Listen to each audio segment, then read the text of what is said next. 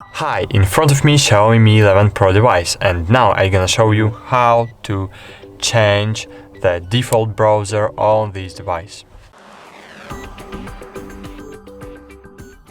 Firstly, you need to open settings, then scroll down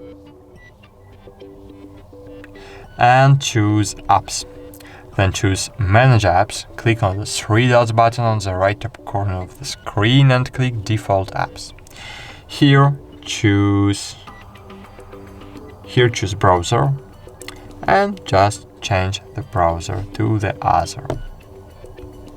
For example, choose UC browser.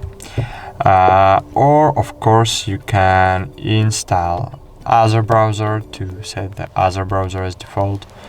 Of course I want to install it to my device. Why I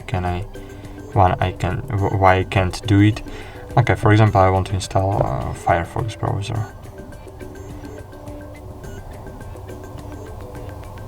Okay. And now, by clicking on browser, I can choose the Firefox as default browser. That's it. Thanks for watching. Like this video, subscribe to our channel, and bye. See you.